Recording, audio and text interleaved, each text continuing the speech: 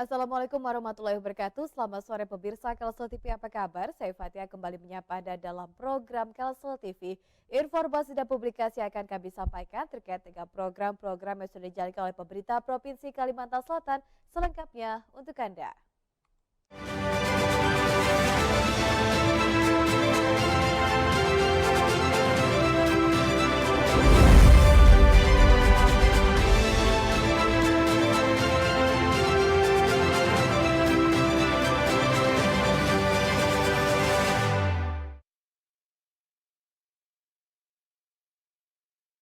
Acara It's Zone Podcast Dinas Lingkungan Hidup Provinsi Kalimantan Selatan dengan tema dinamika pengelolaan bank sampah di perkotaan dan pedesaan. Berikut tayangannya untuk Anda. Jalan secara online itu. Jadi sudah ada di Play Store ya, Big Cash namanya. Jadi Barasih Cash. Jadi ketika orang mau berasih, kardus diikat ya, kertas di. Mindset masyarakat itu sudah peduli terhadap lingkungan, harga itu nomor sekian. Karena mereka datang ke bank sampah itu, mereka sudah punya rasa.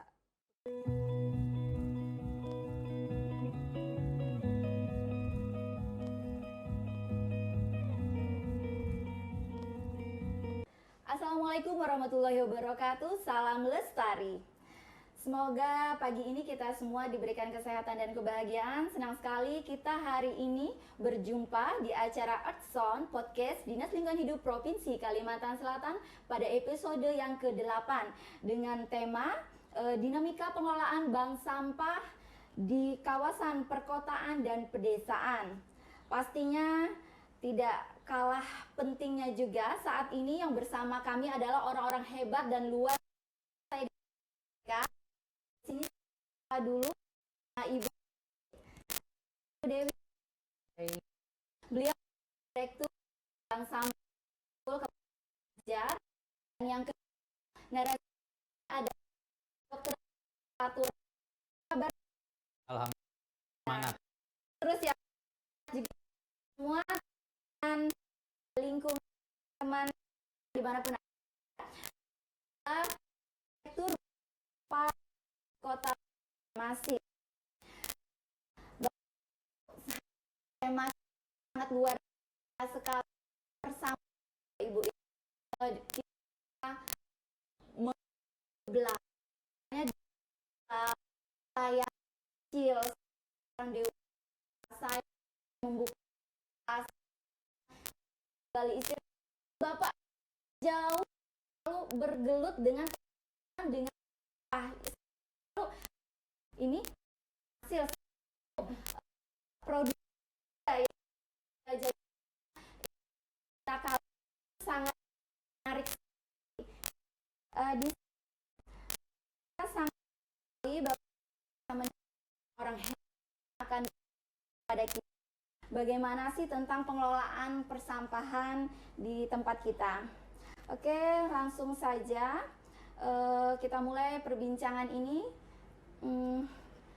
Untuk kedua narasumber, bisa diceritakan tidak kepada kami teman-teman semuanya, teman-teman lingkungan, bagaimana sih Pak perkembangan bank sampah Sekumpul dan bank sampah induk Kota Banjarmasin itu baik dari segi pengelolaan perorangan atau pelaku usahanya, dan bagaimana sih Pak inovasi-inovasi yang bisa dilakukan untuk menambah bank sampah kita. Mungkin yang pertama dulu saya minta kepada Ibu Dewi, dipersilahkan Ibu. Baik, terima kasih. Mohon izin. Assalamualaikum warahmatullahi wabarakatuh. Salam lestari, juga salam buat teman-teman lingkungan dimanapun berada. Terima kasih banyak, mungkin perbincangan kita yang luar biasa pada hari ini, bagaimana pengembangan bank sampah atau pengelolaan sampah baik di desa ataupun perkotaan. Tentunya dari dulu sampai saat ini penanganan sampah memang tidak selalu banyak inovasi-inovasi untuk penanganan sampah, baik itu secara perorangan ataupun kelompok. Dalam hal ini juga dalam bentuk bank sampah.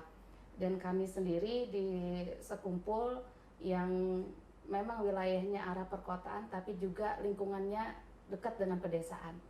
Kenapa demikian? Karena di samping sekitar kami juga desa dan beberapa mitra kami juga pedesaan. Jadi kami lebih banyak pembinaan kepada desa-desa yang juga berharap mereka yang mulai saat ini sudah berupaya untuk penanganan sampah lebih baik. Jadi pada perjalanannya memang penanganan sampah ini tentu banyak dinamika dan juga perjuangan yang harus dilakukan. Dan tentunya baik itu di desa ataupun di kota mungkin juga tidak jauh berbeda. Yang jelas di pedesaan kami tentu tantangannya adalah jarak yang cukup jauh. Itu salah satu yang menjadi juga tantangan bagi kami dan selama ini selalu berusaha untuk berinovasi. Mungkin untuk pembukaan ini itu yang saya sampaikan bahwa di pedesaan memang lebih banyak untuk manajemen ini kita untuk bersabar karena jarak kita yang cukup jauh seperti itu. Untuk kejangkauannya berarti Untuk ya Bu jangkauan ya. seperti itu. Iya, kami persilahkan kepada Bapak Patur bagaimana Bapak untuk inovasi-inovasinya nih Pak untuk menambah nasabah bank sampah di kawasan kita baik itu perkotaan maupun pedesaan itu Pak. Silakan Pak. Ya, jadi kalau di Banjarmasin kan pertama problem persampahan itu lebih besar karena banyak sungai. Jadi itu ada problem perkotaan yang sangat kuat mempengaruhi bagaimana pola pengelolaan sampah di Kota Banjarmasin. Lalu sejak 2010 kita menginisiasi bank sampah dan saya kira bank sampah ini adalah model di mana kita bisa kelola sampah itu dari sumbernya. Jadi ketika masyarakat mau memilah sampahnya, maka dengan manajemen bank sampah itu memungkinkan untuk dilakukan proaktifnya masyarakat untuk mengantar sampah itu ke bank sampah ya. Saya kira inovasi ini kan terus dinamis ya. Jadi dulu misalnya inovasinya adalah setiap orang yang menyetorkan sampah 10 kilo maka dia dapat bonus ya macam-macam berupa barang-barang rumah tangga seperti sabun. Itu adalah inovasi dulu. Sekarang tumbuh lagi inovasi yang lain ketika mereka sudah terkumpul tabungan sampahnya maka dia bisa pindahkan ke tabungan emas misalnya. Sehingga bagi ibu-ibu memiliki tabungan emas itu kan menjadi cita-cita. Ini juga salah satu mendorong tumbuhnya nasabah. Saya kira yang terakhir lagi cara online. Jadi memiliki lalu download cash, lalu mereka sampah, lalu nanti yang menjadi nanti sampah di tempat itu dan kirim kemudian misalnya sampahnya 1.000 lalu ongkos kirimnya 10.000 20 di transfer webnya aplikasi bisa sana jadi kan nggak menjadi rumah tidak yang berguna kira inovasi orang tentunya teknologi informasi kita bank sampai aktif juga ada yang kemudian ada aktif banyak kan dan sampah punya program jenggot pahyu. Jadi kalau kita di untuk ini ya, lalu mereka langsung aksi atau jadi di bank sampah menjenguk unit. Jadi setelah dijenguk lihat apa masalahnya. Nah sehingga ketika dicarinya seperti itu. Luar biasa ya inovasi di beberapa tempat di wilayah bahkan di Indonesia ya Bu. Saya tertarik sekali Bapak dengan inovasi yang salah satunya tadi yang sifatnya karena sekarang kan kita memang perkembangan ya Ibu ya seperti itu. Apalagi untuk inovasi yang berikutnya tadi juga adalah khususnya emak-emak ya ibu-ibu ini untuk apa nilai jualnya itu biasanya ibu-ibu suka sekali dengan emas ini Bapak, yang mudah-mudahan nanti ini menjadi salah satu inovasi yang bisa kita geluti bersama-sama ya Bapak Ibu ya sekalian. Selanjutnya pertanyaan interaktif yang berikutnya saya kembali kepada Ibu Dewi. Ibu Dewi, berdasarkan data SIPSN tahun 2022, bank sampah unit di Kabupaten Banjar itu berjumlah 13 itu bagaimana sih Bu peran serta bank sampah sekumpul sebagai role model dalam membina bank sampah unit yang sudah ada, dan upaya apa sih Bu untuk membangun bank sampah baru ini supaya terwujud, karena mereka itu kadangkala jangkauannya tuh terlalu jauh Ibu dari TPS bank sampah-sampah yang ada itu kan dia terlalu terpelosok atau seperti apa? Mungkin bisa Ibu jelaskan kepada kami itu seperti apa Ibu? Baik, terima kasih.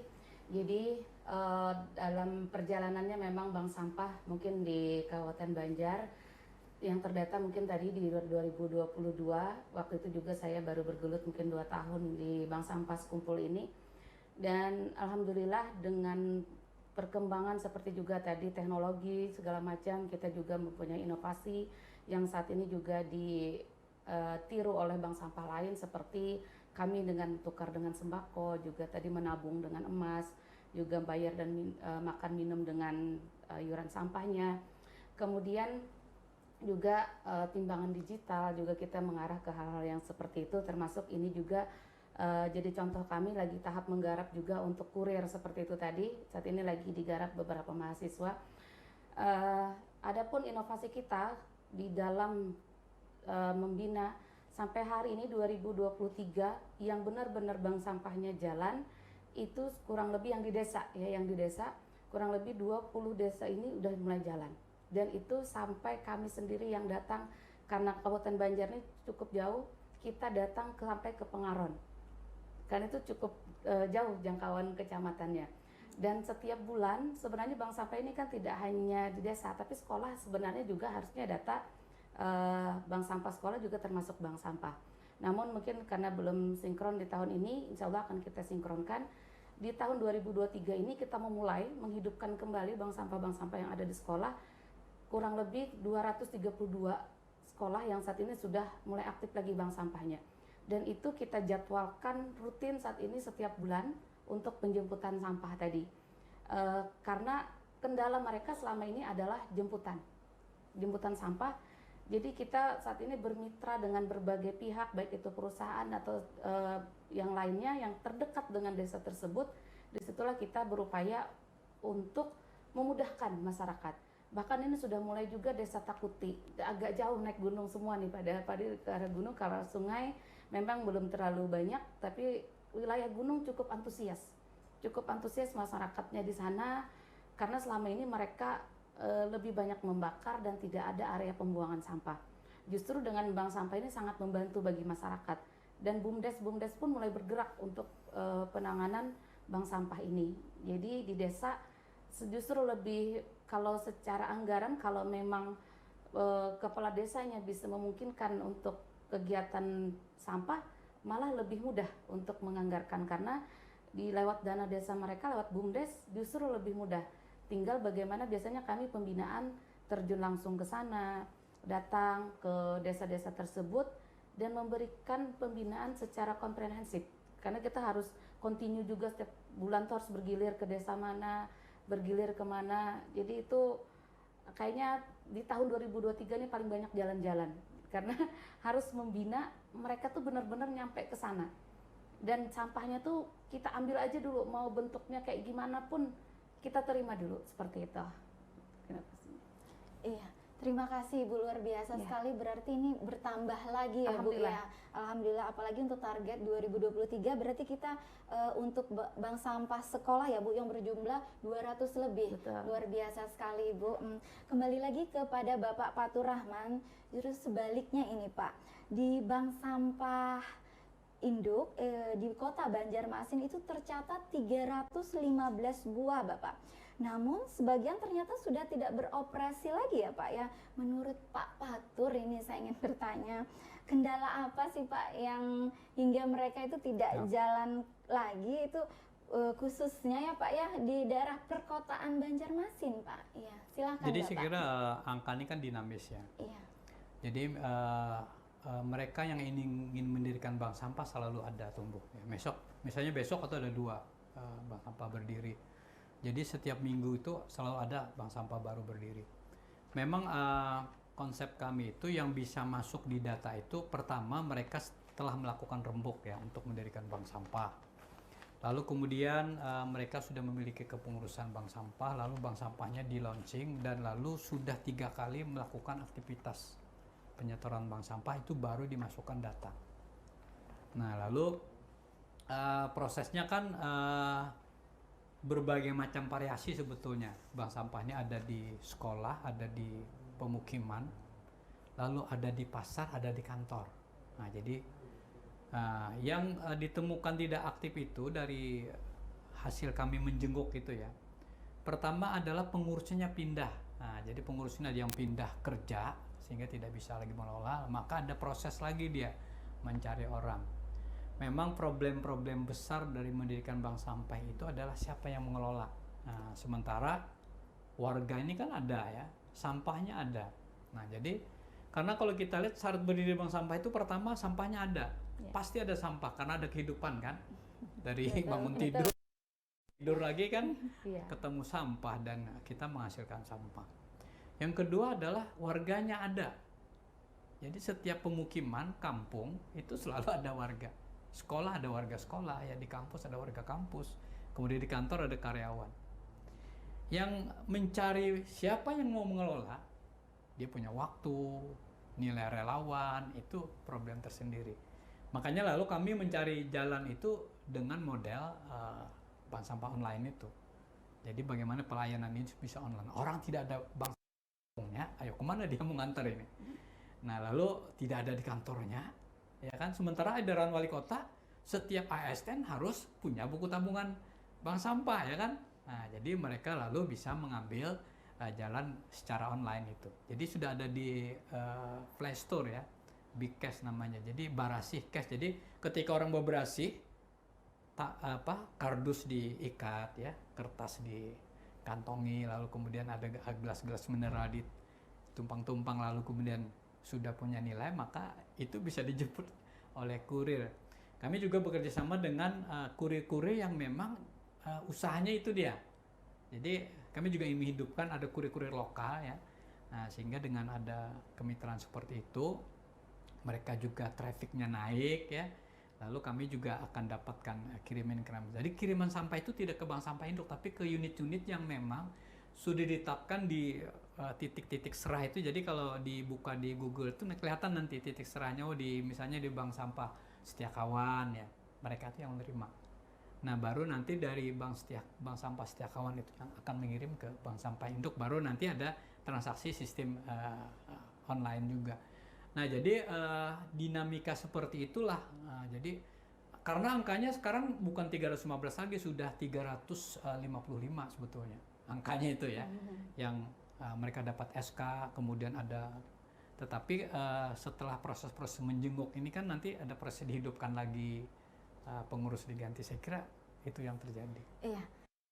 Pak, artinya kita sekarang ini tidak berbicara angka kembali dengan angka yang tidak aktif tadi, kita bisa ganti dengan sistem yang baru, online tadi ya Pak ya. Semoga itu nanti menjadi inspirasi juga bagi teman-teman bank sampah di lain.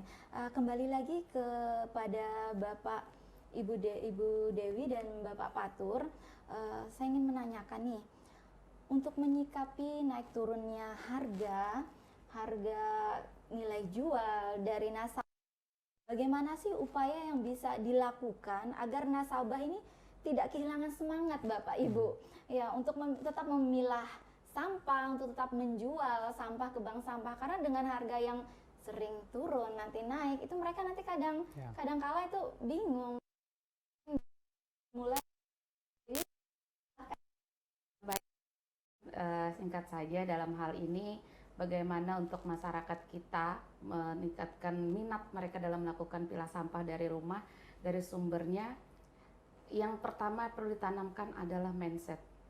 ketika mindset masyarakat itu sudah peduli terhadap lingkungan, harga itu nomor sekian. Karena mereka datang ke bank sampah itu, mereka sudah punya rasa peduli. Ketika mereka sudah punya rasa peduli, mau harganya Rp500, mau harganya Rp1.000, itu tidak akan jadi masalah. Menanamkan itu yang saat ini selalu kita lakukan. Sosialisasi, mengingatkan itu harus terus-menerus. Penanganan sampah ini tidak bisa berhenti atau diam saja. Terus-menerus, hari ini kita sosialisasi, kalau saya sendiri, di mana ada saya duduk, di situ pasti omongannya sampah. Nggak ada lagi kalau bukan sampah. Dimanapun berada, jadi disitulah nilai rasa tadi. Kalau udah mindsetnya berubah, kepeduliannya udah tertanam, nilai terkhusus kami di Kabupaten Banjar, nilai religiusnya sudah masuk di dalam hati. Jangan ditanyakan lagi mau berapapun harga sampah itu, mereka pasti mau memilah. Jadi itu yang saat ini kita lakukan. Luar biasa, mindset ya, kembali lagi kepada kesadaran ya. Betul. Ibu ya. Saya kembalikan kepada Bapak Patur, silahkan. Jadi dulu memang kita mengiming-imingi warga agar mau memilah sampah itu karena dia akan dapat Hadiah. cuan ya, rupiah. Iya, Nah, luar biasa. dulu ya. Oke. Sekarang kita sudah merubah. Jadi yang pertama adalah kesadaran ketika dia memilah sampah dia dapat pahala. Nah, itu dulu. Jadi karena kita ini daerah religi ya. Kenapa dia berpahala? Karena dia tidak mengotori bumi. Nah, jadi tidak mengotori bumi dengan sampah, maka dia dapat pahala. Kan ketika disebut dapat pahala ada senyum kan. Nah, lalu yang kedua, dia dapat peduli lingkungannya itu, lingkungannya jadi bersih. Jadi dia dapat itu sesuatu di mana kampungnya berubah menjadi bersih, menjadi nyaman itu. Jadi dia ada nilai-nilai peduli tadi seperti yang disebutkan Bu Dewi tadi. Baru yang ketiga berkahnya dia dapat cuan tadi, dapat uang, dapat tabungan ya kan. Kalau dapat emas itu yang ketiga. Sehingga ketika turun naik harga ini tidak persoalan. Walaupun begitu, kami kan selalu berupaya untuk meningkatkan nilai tadi. Jadi misalnya gelas mineral itu bagaimana dia bisa meningkat nilainya? Dengan di crusher. Jadi kita cari dana-dana peduli untuk ada mesin crusher, sehingga ketika di crusher maka kita meningkatkan upah filah tadi.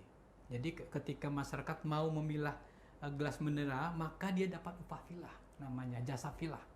Jadi bukan dia menjual. Nah, jadi kami sekarang mulai sedikit merubah ya. Dulu silakan pian jual, ya kan? Ibu-ibu, bapak jual gelas mineralnya ke bank sampah, bukan. Silakan bapak ibu kirimkan sampahnya, maka bapak ibu dapat jasa pilahnya, jaspil.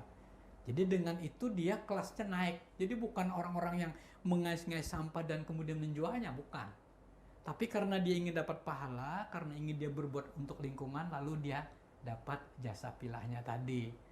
Nah, memang ini sudah mulai kita kita sosialisasikan, sehingga ketika kita memilah kardus, kita menyelamatkan, tidak lagi menebang kayu untuk membuat kardus ya kan, karena kardus nanti bisa dibikin kardus lagi. Satu, dapat pahala, kedua menjadi orang peduli lingkungan, yang ketiga dia dapat jasa pilah kardus itu ya kan, bisa 1.400, bisa 2.500, bisa 3.000, tergantung juga harga yang berkembang kan. Tetapi masyarakat sudah paham sebetulnya bahwa ada fluktuasi seperti itu. Luar biasa sekali, artinya Pak ya, nilai angka atau uang itu tidak bisa ya Bu ya kita jual di sini, tapi adalah bagaimana mindset pemikiran masyarakat itu sendiri tentang pengelolaan sampah untuk bumi kita. Luar biasa sekali. Seru sekali perbincangan kita hari ini Bapak Ibu, tentang sampah ini nggak ada habis-habisnya Bapak ya, karena dimanapun kata Ibu Dewi tadi pasti berbicara sampah. Namun sudah saatnya kita di penghujung acara. Sebelum mengakhiri, saya mohonkan kepada narasumber yang luar biasa, yang hebat ini, pesan apa sih yang ingin disampaikan, himbauan atau saran atau seperti apa Pak terkait pengelolaan persampahan di tempat kita itu kepada sahabat-sahabat lingkungan ini Pak. Ya, pertama saya persilahkan mungkin kepada Ibu Dewi. Baik, terima kasih. Alhamdulillah, seperti yang juga sudah kita sampaikan di awal dan sampai saat ini juga diskusi kita, perbincangan kita, jangan pernah berhenti melakukan hal kebaikan. terkhusus terhadap lingkungan kita. Bumi kita cuma satu, dan juga saya berharap sahabat lingkungan semua tidak pernah berputus asa terhadap hal itu, dan niatkan saja semua itu adalah ibadah. Tidak ada yang ibadah lebih indah ketika kita bisa membantu orang lain dan lingkungan sekitar kita. Itu. Biasa. Ya. Ya, kepada Bapak silakan. Jadi bicara sampah adalah bicara perubahan perilaku ya. Jadi yang sudah berubah teruslah bergerak dan berbuat. Yang belum segeralah berubah dan segeralah berbuat untuk bumi kita. Hari ini jangan lagi kotori bumi dengan sampah. Saya kira itu yang menjadi penting hari ini. Luar biasa sekali pembicaraan kita hari ini sesuai dengan pesan bapak-bapak dan ibu-ibu tadi sekalian. Semoga pesan tadi bisa kita laksanakan, kami juga Ibu ya. Informasi-informasi yang disampaikan Bapak ini bisa sampai kepada teman-teman sahabat lingkungan dimanapun Anda berada. Ya, sekiranya ini menjadi inspirasi kami Ibu. Demikian tadi perbincangan kita hari ini, semoga bermanfaat. Terima kasih saya ucapkan kepada Ibu dan Bapak sebagai narasumber yang luar biasa, yang hebat, yang menjadi inspirasi kami. Sampai jumpa di episode yang berikutnya di Earth Sound selanjutnya. Wassalamualaikum warahmatullahi wabarakatuh. Salam lestari. Salam. Pemirsa, podcast tadi mengakhiri jumpa kita di Kalsel TV edisi hari ini. Mewakili kerabat kerja yang bertugas, kami mengucapkan terima kasih atas kebersamaan Anda. Saya Fatia. Sampai jumpa.